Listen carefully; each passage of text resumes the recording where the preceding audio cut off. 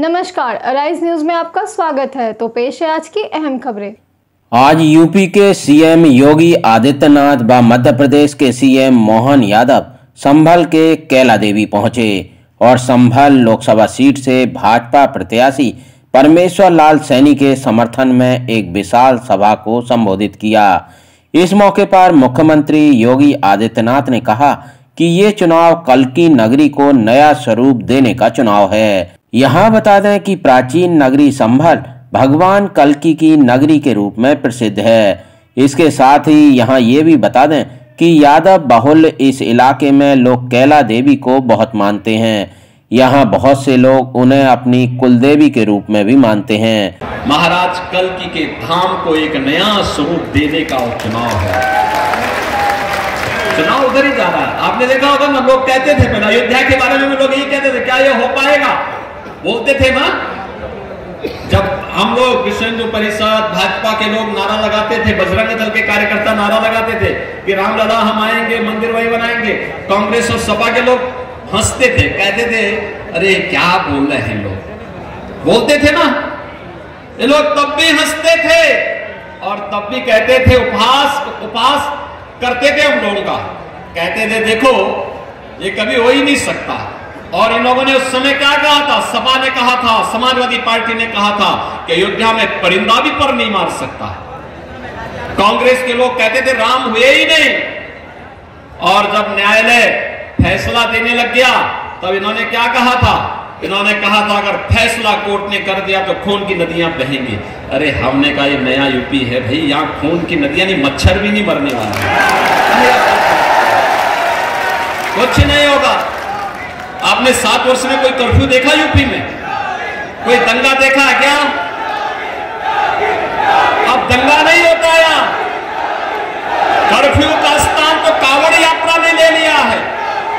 और इसलिए भाइयों बहनों, मैं आपसे कहने के लिए आया हूं, भारतीय जनता पार्टी ने धारा 370 कश्मीर से हटाई। भारतीय जनता पार्टी ने काशी विश्वनाथ धाम भी दिया। भारतीय जनता पार्टी ने अयोध्या को त्रेता युग के भगवान राम के कालखंड का अयोध्या फिर से बना करके आपकी आस्था को सम्मान दिया है। और कृष्ण कन्हैया के मथुरा वृंदावन के लिए भी एक बड़ी कार्य योजना के साथ हम आगे बढ़ चुके हैं। और मैं बोलना चाहता हूं, मैं हमारा एजेंडा तो एकदम तय है, हम करेंगे। लेकिन मैं पूछना चाहता हूं समाजवादी पार्टी से, क्या वह भी छोड़िए और जगह छोड़े, कैला देवी के लिए ने किया, उनसे गलती हो गई, नहीं किया उन्होंने। अयोध्या के लिए उन्होंने, उनके मन में जो भी भाव था उन्होंने जो कर दिया हो गया। काशी के लिए जो किया नहीं किया उन्होंने, नहीं कर पाए। मां विंध्यवासिनी धाम के लिए नहीं कर पाए।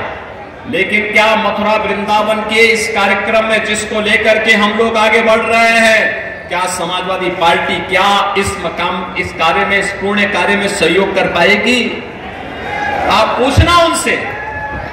और बहनों और भाइयों, जब ये ना आपको सुरक्षा दे सकते हैं, न देश को सम्मान दिला सकते हैं, न गरीब कल्याण कर सकते हैं, न विकास ही करा सकते हैं, न आपकी आस्था का सम्मान ही कर सकते हैं, तो फिर इनको चुन करके क्या करेंगे आप? क्या इन बोझे को ढोने की आवश्यकता है? और फिर संभल में तो मैं आपसे कहना चाहूंगा, जिनको भारत माता की जय जयकार करने में संकोच होती हो, उनको भारत की संसद में जाने का अधिकार भी नहीं होना चाहिए। जिनको भारत का राष्ट्रगान और राष्ट्रगीत पसंद नहीं, जिनको भारत का राष्ट्रगान और राष्ट्रगीत पसंद नहीं, जिनको भारत का संविधान पसंद नहीं, जो भारत माता के प्रति सम्मान का भाव नहीं रख सकते, भारत के विकसित भारत के बारे में जिनके मन में आदर का भाव नहीं है, उनको देश की संसद में ही नहीं बल्कि भारत की धरती पर भी रहने का अधिकार नहीं होना चाहिए। और यही मैं संबल से आप सबसे अनुरोध करने के लिए आया हूं कि बहनों और भाइयों, ये नया भारत अपनी जनता की सुरक्षा और उनकी समृद्धि का और उनके सम्मान को भी रखना जानता है। और देश के गद्दारों से निपटना भी जानता है, अच्छी तरह जानता है। और इसी के लिए आपका आह्वान करने के लिए आया हूं मैं आज कि श्री परमेश्वर लाल सैनी, आपने देखा होगा परमेश्वर लाल सैनी सम विषम परिस्थिति में एक समान रहने वाला कार्यकर्ता है। सम विषम परिस्थितियों में, हार में या जीत में, किंचित नहीं भयभीत में, यानी वो किसी भी प्रकार से कोई वो नहीं, हर विषम परिस्थितियों में लड़ने का जज्बा। और फिर जब मां केला देवी का आशीर्वाद प्राप्त हो चुका है उनको, तो बहनों और भाइयों, आप सबका आशीर्वाद भी उन्हें प्राप्त होना चाहिए। हम तो आश्वानित हैं कि इस बार परमेश्वर लाल सैनी का तिलक होगा, जरूर राज तिलक होगा। सहमत हैं? सहमत हैं? सभी लोग सहमत हैं? पीछे भी सड़क के उस पार भी मैं पूछना चाहता हूं, सभी लोग सहमत हैं ना? और भाइयों, चुनाव के लिए अब प्रचार के लिए मात्र 3 दिन बाकी रह गए। ये 3 दिन के अंदर घर घर जाना होगा, घर घर जाना होगा। आपको जाएंगे? मेरे लिए जाएंगे? मोदी जी के लिए जाएंगे?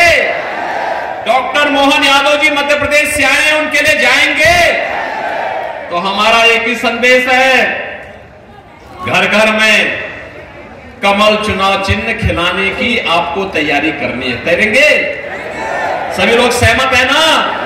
पीछे सड़क के उस पार भी देखो, आपको दिखाई नहीं दे रहा है लेकिन मुझे दिखाई दे रहा है, इसलिए मेरे साथ सब लोग बोलेंगे कमल चुनाव चिन्ह में। चुनाव के दिन सबसे पहला काम क्या? पहले मतदान, पहले मतदान। और ये बात देखना, पहले ही 3 घंटे में 50% वोटिंग होनी है। तैयार हैं? सभी लोग सहमत हैं? तो फिर मेरे साथ बोलेंगे भारत माता की, भारत माता की, भारत माता की जय श्री राम, जय जय श्री राम। वहीं मध्य प्रदेश के मुख्यमंत्री मोहन यादव का आज संभल में पहुंचना भाजपा द्वारा यादव वोटों को साधने की रणनीति के रूप में देखा जा रहा है। और भाजपा वालों ने बुला करके सच मानो मुझ पे एहसान किया, मेरी माताजी से मुझे मिला दिया। आप सबको प्रणाम करके वो आनंद आए। क्या लग रहा है आपको इस चुनाव को लेकर? बढ़िया लग रहा है, योगी जी का सब सम्मान है, बढ़िया है, योगी की सरकार बनेगी। क्या माहौल है परमेश्वर लाल सैनी को लेकर? सब बढ़िया माहौल है। आपके यहाँ आए हैं केला देवी, तो क्या आश्वासन देकर रहे हैं? आश्वासन का स्वतंत्र भारत, स्वतंत्र यूपी उत्तर प्रदेश वह मुक्त प्रदेश है। इस समय योगी मोहन जी सभी की जय जयकार है। क्या लग रहा है इस बार क्या होगा? 400 पार? 400 पार।